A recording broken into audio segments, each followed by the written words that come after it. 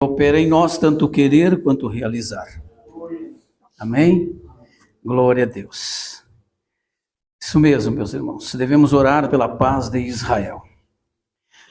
Os irmãos que estão diante das notícias sabem que nesta madrugada os Estados Unidos entrou na guerra. O que as pessoas mais temiam. Já se cogita, um murmúrio da Terceira Guerra Mundial. Então, se prepare. Vamos orar para que Deus, venha trazer paz no Oriente Médio. Os Estados Unidos já bombardeou o Irã e agora já tem rumores da China,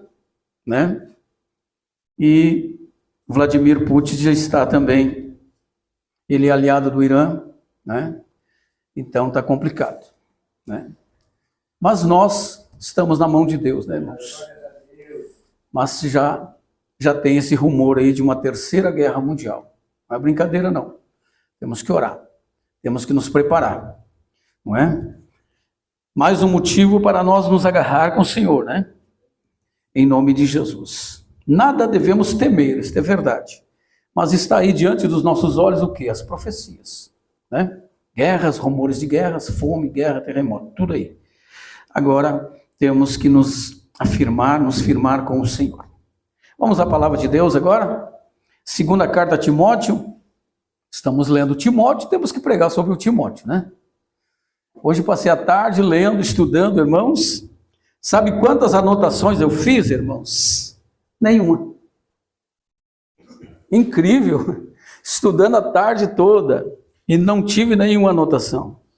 Para vocês verem que não é brincadeira, irmãos. Temos que buscar a orientação do Espírito Santo, pedir que Ele nos ilumine para nós entendermos. A palavra de Deus, ela não se discerne naturalmente, porque a palavra de Deus é espiritual.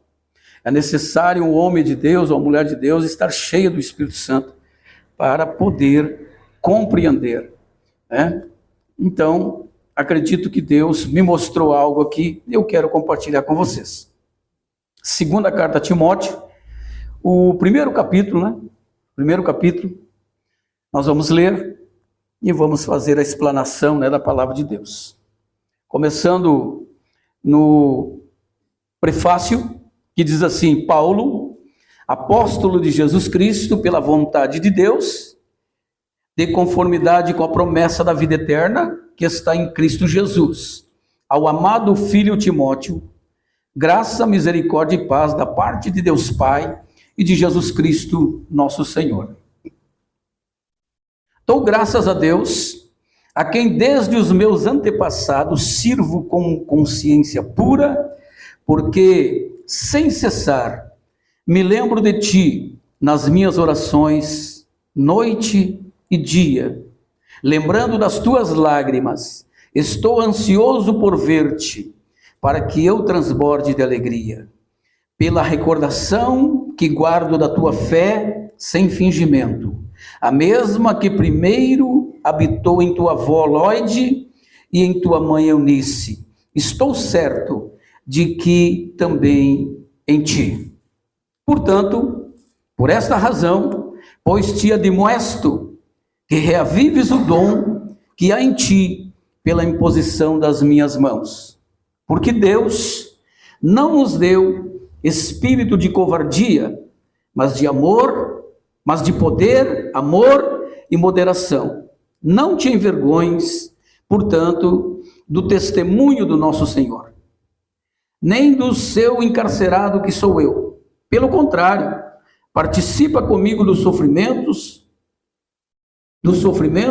a favor do Evangelho, segundo o poder de Deus, que nos salvou e nos chamou com santa vocação, não segundo as nossas obras, mas conforme a sua própria determinação e graça, que nos foi dada em Cristo Jesus, antes dos tempos eternos, e manifestada agora pelo aparecimento do nosso Salvador, Jesus Cristo, o qual não só destruiu a morte, como também trouxe à luz a vida e a imortalidade mediante o Evangelho, para o qual eu fui designado pregador, apóstolo e mestre, e por isso estou sofrendo estas coisas.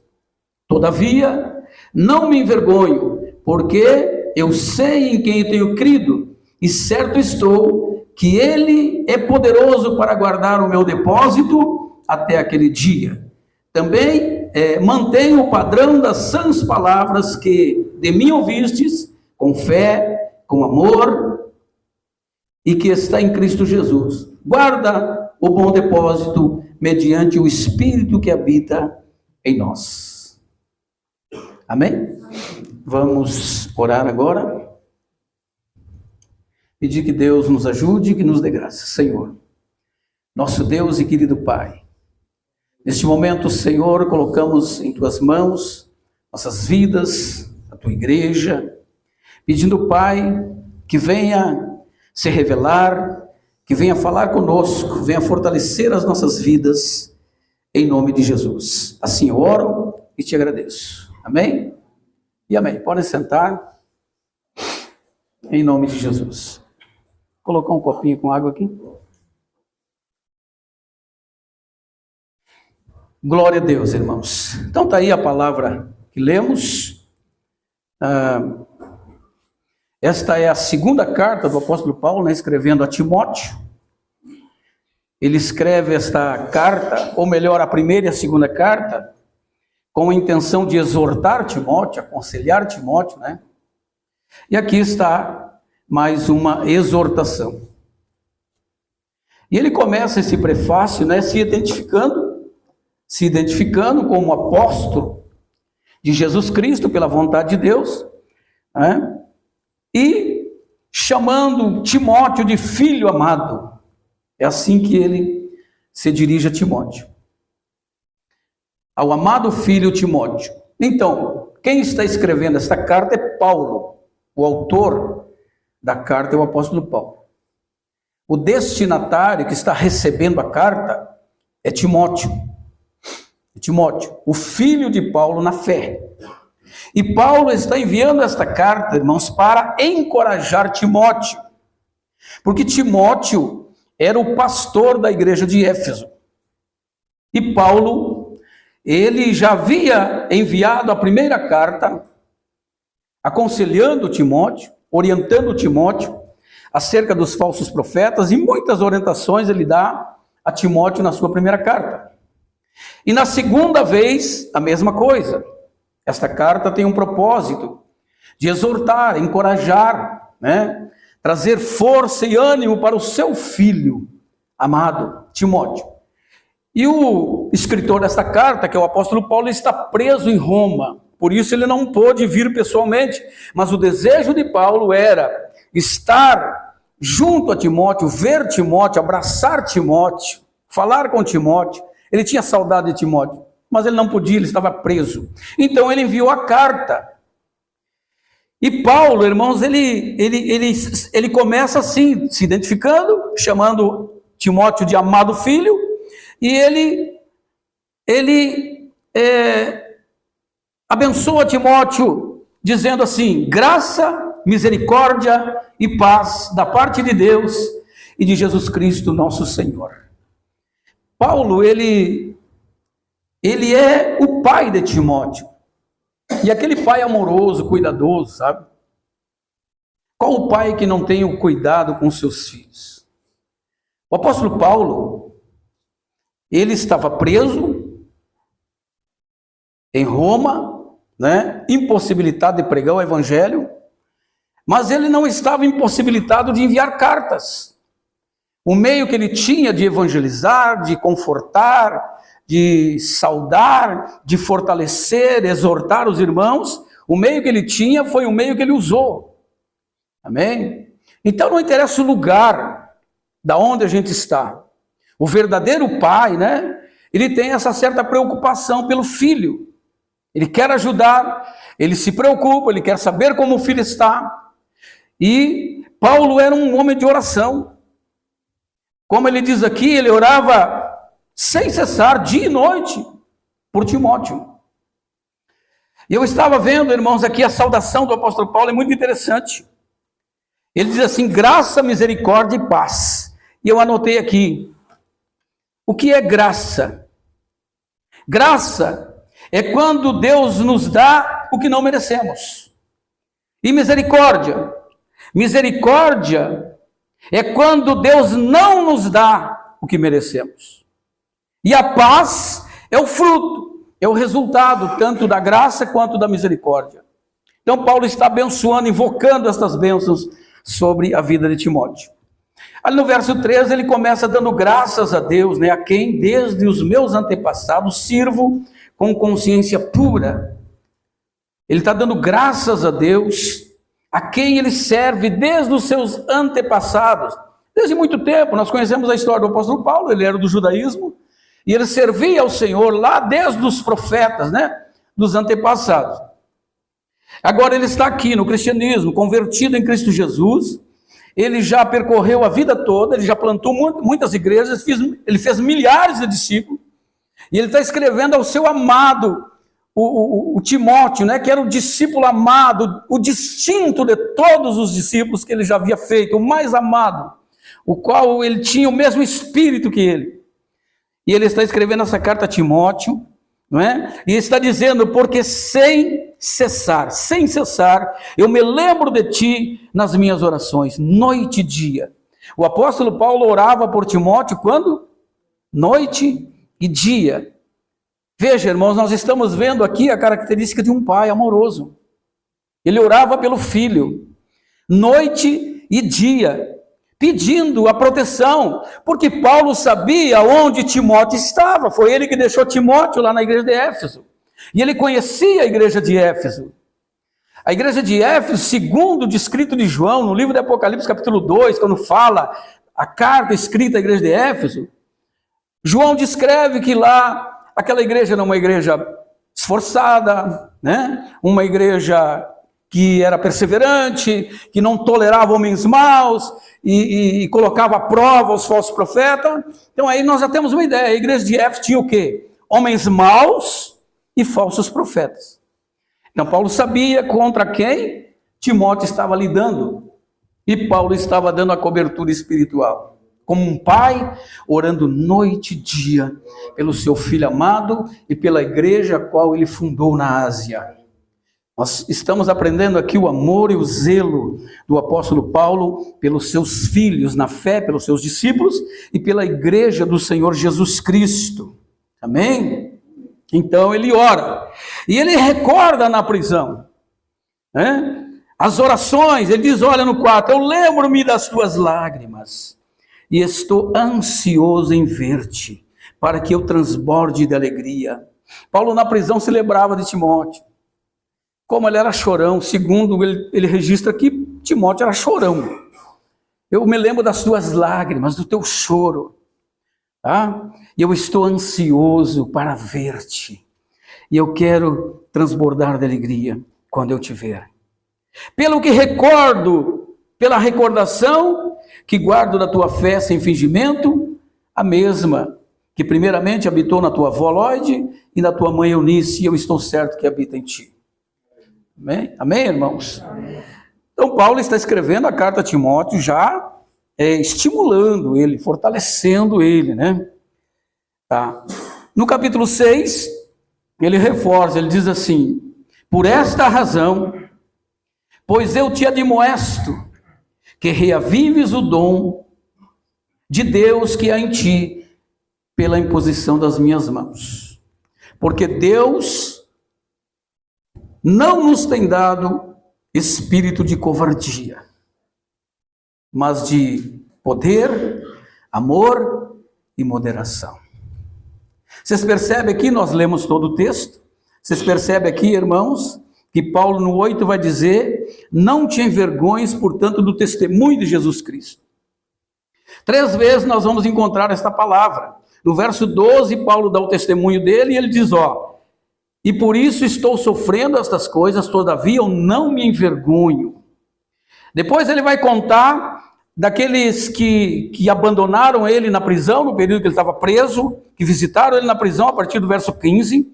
E no verso 16 ele elogia o Onesíforo, que quando ele chegou em Roma, a primeira coisa que ele fez, ele fez de tudo para encontrar o apóstolo Paulo. Olha só o testemunho, ele diz assim, ó: conceda ao Senhor a misericórdia à casa de Onesíforo, porque muitas vezes me deu ânimo e nunca se envergonhou das minhas algemas. Antes, tendo ele chegado em Roma, me procurou solicitamente até me encontrar. O Senhor lhe conceda naquele dia achar misericórdia da parte do Senhor, e tu sabes melhor do que eu quanto serviço me prestou ele em Éfeso. Veja, mais uma vez ele está elogiando o Onesíforo, que foi a Roma, né? Ficou sabendo que Paulo estava preso e procurou até encontrar, né, o apóstolo Paulo. E ele está dizendo: olha, Timóteo, Onesíforo não se envergonhou de mim. Então aqui a gente vê um problema. Parece que dá a entender pela carta que Timóteo estava se envergonhando, tanto do evangelho quanto do apóstolo Paulo. Mas por que ele estava assim? Por quê? E Paulo, um homem de oração, irmãos, veja a importância de um pai que ora, né? Um homem de oração, ele vê tudo. Como Paulo enviou essa carta com tanta descrição, descrevendo os dias, Paulo, ele viu o que talvez sentiu no seu espírito, o que o seu filho estava passando, o que ele estava enfrentando em Éfeso. Ele sentiu no seu espírito, por meio da oração, ou por meio da revelação do Espírito Santo, que Timóteo estava com um problema. Tem alguma coisa errada com meu filho. O que está acontecendo com Timóteo? Sabe qual era o problema, irmãos? O problema está aqui no verso 7. Ele diz assim, ó: porque Deus não nos deu espírito de covardia. Covardia aqui é timidez. Mas por que Timóteo estava tímido? Por quê? Por que Timóteo estava tímido? Por que ele estava com medo? O que estava acontecendo com o discípulo amado? Que fez todas as viagens com o apóstolo Paulo, que viu inúmeras pessoas se convertendo, sendo curadas, igrejas e mais igrejas nascendo nos lugares mais obscuros, como em Éfeso mesmo. É derrubado o grande império da deusa Diana, a deusa dos Efésios. Paulo entra ali com o evangelho, derruba por terra toda a idolatria e planta uma igreja. O que está acontecendo com esse jovem? Será que é porque ele era jovem? O que está acontecendo com Timóteo? Timóteo está querendo se envergonhar do evangelho. Olha aqui no verso 8, o conselho dele. Como é que ele sabe? Como é que alguém revelou para ele o que estava passando, o que estava acontecendo com a vida de Timóteo? Por carta ele escreve: não te envergonhes, portanto, do testemunho de Jesus Cristo, nem do seu encarcerado que sou eu. Pelo contrário, participa comigo do sofrimento em favor do evangelho segundo o poder de Deus. Ele está enviando esta carta, irmãos, está escrevendo, porque ele percebeu algo errado em Timóteo. Então ele envia uma palavra de poder, de encorajamento, e diz: Timóteo, não te envergonha, Timóteo. Participa comigo do meu sofrimento, em favor do evangelho, Timóteo. O evangelho que salva, no verso 9, que nos salvou e nos chamou com santa vocação, não segundo as nossas obras, mas conforme a sua própria determinação e graça, que nos foi dada em Cristo Jesus, antes dos tempos eternos. Timóteo, não te envergonhe do evangelho, Timóteo. Sofra comigo, Timóteo. Não pare, Timóteo, uma palavra de encorajamento, e dizendo a ele que ele não deveria parar, não deveria desistir. Timóteo, pelo que pude entender nesta carta, irmãos, ele estava enfraquecido. Ele estava fraco espiritualmente. Timóteo estava se acovardando. Talvez, irmãos, sendo intimidado pelos próprios falsos mestres, talvez pela eloquência, pela sabedoria deles, como eles reuniam multidões, e a sã doutrina estava ficando à parte, de lado. Timóteo foi se retraindo e enfraquecendo. E Paulo percebeu isso, o Espírito Santo revelou a ele. Veja a importância da oração, irmãos. O apóstolo Paulo era o pai dele. E um pai sente a dor de um filho. O apóstolo Paulo, ele não orava uma vez, ele orava dia e noite. O apóstolo Paulo era um homem de oração. Você quer ver e sentir a dor do seu filho? Se coloca de joelho. Você vai ter visão e discernimento espiritual. Não tem como ver a dor do outro sem oração. Não tem como ver o defeito, por onde o inimigo está entrando e trazendo heresias destruidoras na igreja, se o pastor, se o obreiro não for homem de oração. A oração, irmãos, é a nossa intimidade com Deus. Deus nos revela, Deus abre os nossos olhos, nos mostra aquilo que precisamos ver. Então, no verso 6, ele diz assim: por esta razão, Timóteo, eu te admoesto que reavives o dom que há em ti. Aqui que está o problema. O dom, irmãos, acredito que o dom, o qual ele está falando, o qual ele recebeu pela imposição das mãos, não é outra coisa, senão o dom do Espírito Santo. Ele está dizendo: por esta razão, eu te admoesto, eu te aconselho, eu peço a ti, reavives o dom que há em ti. O dom, o Espírito de Deus na vida de Timóteo estava se apagando. Ele estava se curvando diante dos problemas. Ele estava ficando intimidado, retraído, se sentindo talvez desqualificado, se sentindo sozinho. Quando eu estava com Paulo, juntava multidões. Paulo era eloquente, um mestre. Paulo está preso.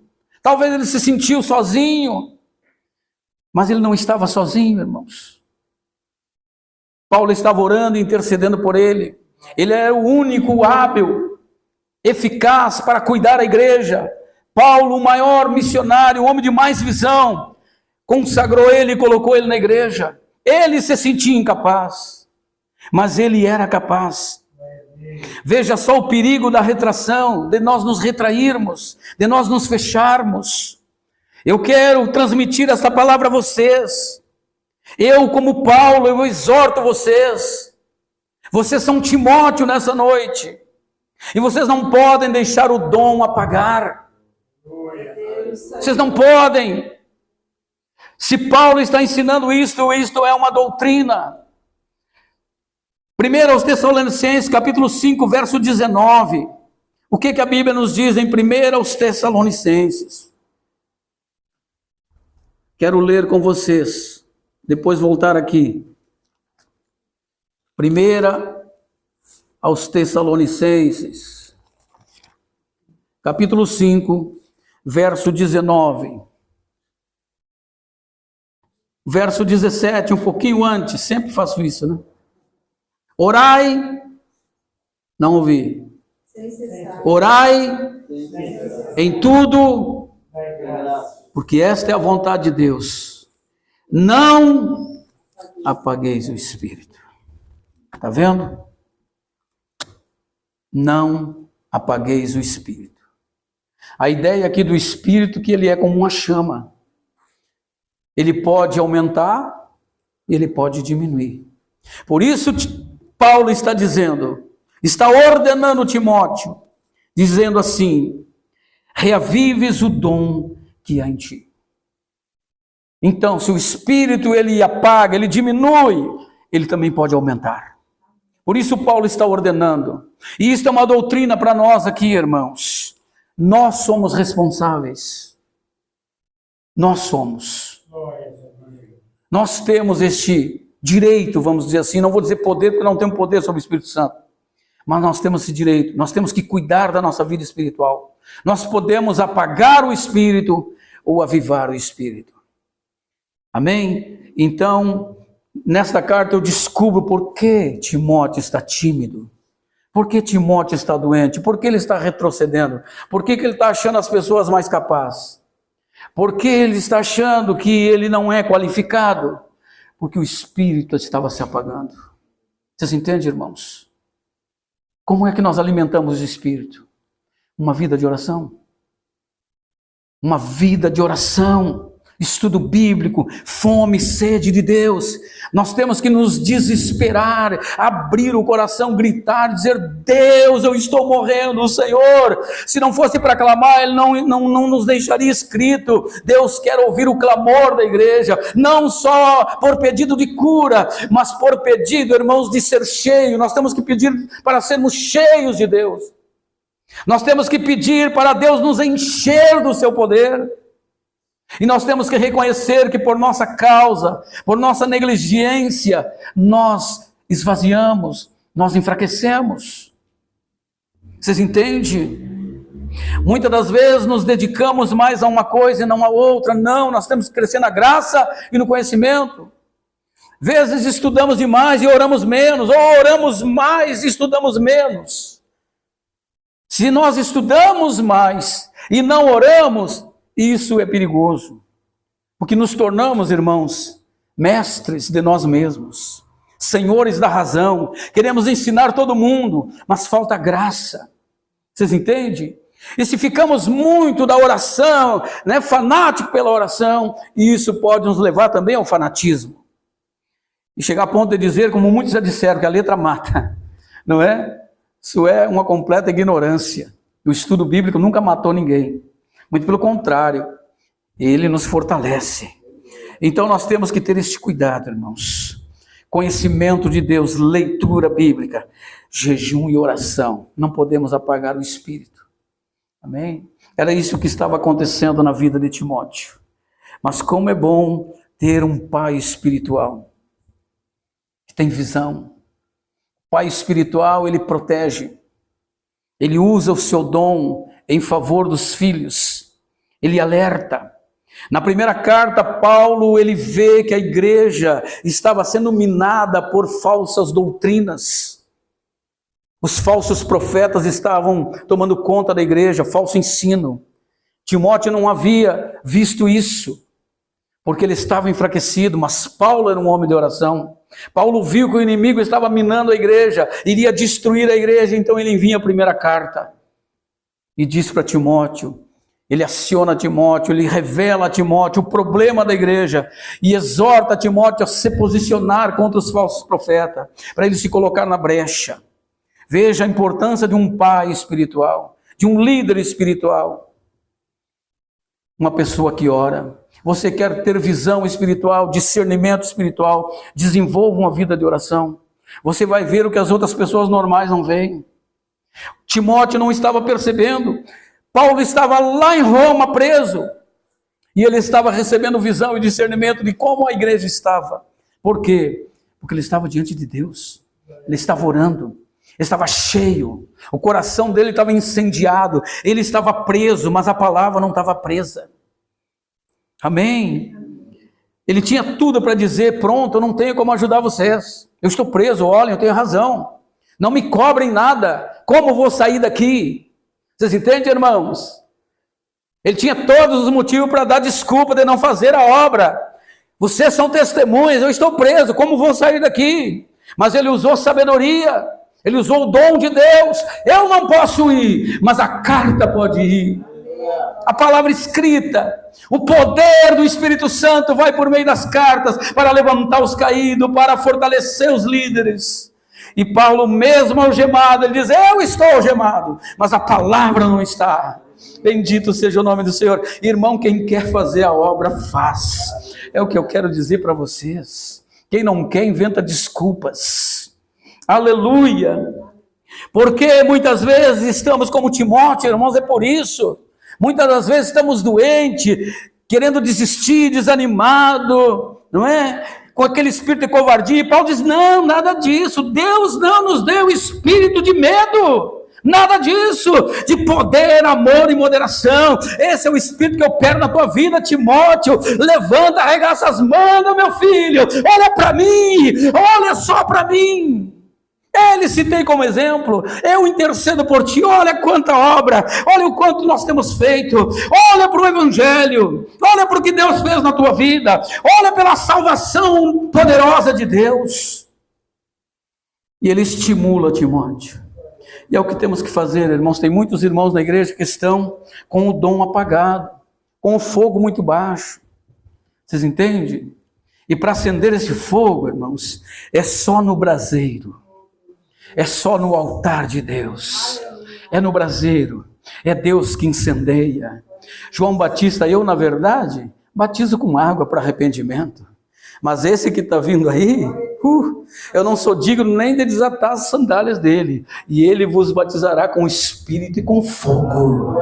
Aleluia! Está vendo, irmãos? Com Espírito e com fogo. O fogo é uma referência ao Espírito Santo. E quem batiza, quem incendeia os corações é Jesus. E aos pés de Jesus, irmãos, é por meio da humilhação, do reconhecimento, da fome, da sede, do desespero que Deus vai nos encher. Amém? É isso que Deus quer ver. Uma ação da igreja, o clamor da igreja, o desespero da igreja, o grito da igreja. Senhor, nós estamos morrendo, o nosso fogo está se apagando, Senhor. Nós temos que nos unir, irmãos. Olha aqui, eu tenho pedido quantas vezes, antes de começar o culto, 30 minutos antes, estejam aqui no braseiro, de joelhos ou com as mãos erguidas. Senhor, toca, inflama meu coração, enche-me do teu poder, Senhor. Eu não quero ser um cristão comum, que está indiferente com tudo, que não dá fruto, que não tem amor por ninguém, que não sabe orar, uma pessoa fria, calculista e gelada. Longe de mim isso, Senhor. Eu quero ser um galho frutífero, eu quero dar fruto. Ninguém dá fruto vazio, a menos que esteja cheio do Espírito Santo, irmãos. E isso nós vamos conseguir sim, meus irmãos, no secreto. Hoje eu estava estudando, e quando eu comecei a estudar e mergulhar nesta mensagem, procurei a ver a ideia do personagem, o que o autor quer dizer, qual é a preocupação do autor, qual é a preocupação de Paulo. Eu comecei a entrar na história e me colocar no lugar de Paulo. Irmão, eu chorei. Eu senti a presença de Deus. Digo, Senhor, é isso. É isso que eu preciso. Quanto tempo eu não choro a sós, lendo a Bíblia. É isso que eu tenho que fazer. Eu tenho que deixar a multidão, irmãos. Já foi pregado aqui. E subir ao monte e ficar a sós com Deus. Amém. E buscando, Senhor, o que o Senhor quer que eu fale? O que a tua igreja precisa, Senhor? Eu não posso falar de mim, eu tenho que levar a mensagem do Evangelho. Eu não posso estar testemunhando da minha vida, eu tenho que testemunhar de ti, da tua obra, do Espírito Santo. E assim, irmãos, amém. Eu estou passando para vocês algo secreto, uma coisa minha. É o que eu faço. Eu busco a Deus no secreto. E eu fico tão feliz, irmãos, quando eu sinto a presença de Deus. Porque tem que haver um sinal. Numa conversa com Deus tem que ter sinal. Ou a gente sai pulando de alegria, ou a gente se atira no chão chorando, desesperado. Alguma coisa tem que acontecer no encontro entre o homem e Deus. Vocês entendem? É assim. Ou Deus nos renova, nos enche de poder e de alegria, ou Deus nos limpa, nos joga no chão, quando Ele começa a mostrar toda a sujeira. Porque o encontro com Deus é assim, irmãos. É a mesma coisa que você olhar no espelho. Entende? Você olha no espelho da verdade, e você vê o quê? A sua vida. No encontro com Deus é o que viu Isaías, quando ele teve um encontro com Deus. Ele não viu outra coisa, ele disse, ai de mim, vou morrer. Eu sou um homem, como é que ele viu que ele era um homem de lábios impuros? E habitava no meio de um povo de impuros lábios, porque ele olhou no espelho da eternidade. Ele olhou para a verdade, e a verdade mostrou quem ele era. E ele se desesperou. E é isso que acontece, irmãos. No encontro com Deus acontece duas coisas. Ou desespero, ou tu salta de alegria. Deus te renova. É assim no encontro com Deus. Amém? Se não aconteceu nenhuma dessas coisas, você não teve um encontro com Deus. Vocês entendem? Não teve. Você ficou numa zona de neutralidade. É assim que acontece. Porque o Evangelho é assim. Ou transforma ou não transforma. É tudo ou nada. Tá, irmãos? Então nós não podemos nos enganar. pensar como a Laodiceia, né? A igreja de Laodiceia, estou cheio, estou farto, estou rico, tenho tudo. E Jesus veio e disse, não tem nada. Você é pobre, nu, miserável, fraco. Não tem nada. Então não podemos nos enganar. Achar que está cheio de Deus, está vazio, está morto. Amém? Então, meus irmãos, estava acontecendo algo perigoso, terrível na vida de Timóteo. Mas o apóstolo Paulo, como aquele pai protetor, ele envia essas cartas para exortar Timóteo. Amém? E ele cita o nome do discípulo amado Onesíforo. Diz, olha Timóteo, eu vou te dizer uma coisa. Onesíforo veio a Roma e ele me procurou até me achar. Veja o amor e o zelo que ele tem pelo pai dele na fé. Tá? E olha, e tu sabe, quantas vezes ele me ajudou no serviço lá em Éfeso. Tu sabe. Então não te envergonha de mim, que sou um encarcerado do Senhor, e nem do evangelho do Senhor. Amém? No verso 12 eu gosto dessa frase, irmãos, quando Paulo diz, e por isso eu estou sofrendo estas coisas. Todavia não me envergonho, porque eu sei em quem eu tenho crido, e eu estou certo. Olha só, irmãos, fé, convicção no Deus que ele serve. Eu estou certo que ele é poderoso para guardar o meu depósito até aquele dia. O que ele está dizendo? Eu tenho certeza que Deus vai me levar até o último dia. O meu depósito, a sã doutrina dentro de mim, o Espírito Santo dentro de mim, ele é poderoso, eu sei em quem eu tenho crido. Essa é a importância de cada crente, deve saber em quem tem crido. Nós temos que conhecer o Senhor da intimidade, o Senhor que nos abre os olhos por meio da oração, nos mostra coisas. E ele diz, olha, mantenha o padrão das sãs palavras que de mim ouviste, e a fé e o amor em Cristo Jesus. Amém? Ele está ordenando Timóteo, mantenha o padrão da sã doutrina, das palavras que de mim aprendeste, com amor, com fé, que está em Cristo Jesus. Guarda o bom depósito. No verso 2, no capítulo 2, ele diz, Timóteo, tu, pois, meu filho, fortifica-te na graça que há em Cristo Jesus. E aí ele segue aconselhando, o tempo não dá mais tempo, né? Estamos acabando o horário. Amém? 9 horas já. Mas eu gostaria de continuar pregando essa palavra. Tem muita coisa, irmãos. Eu estou lendo os 2 livros ao mesmo tempo. 1º e 2º Timóteo, já vou entrar em Tito.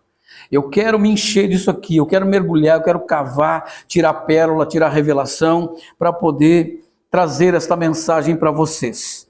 Amém? Na medida em que a gente estuda, pergunta ao Espírito Santo, entra na mensagem, procura saber qual é a ideia do autor, o que o autor quer dizer com aquela mensagem. Esse é o ofício do pregador.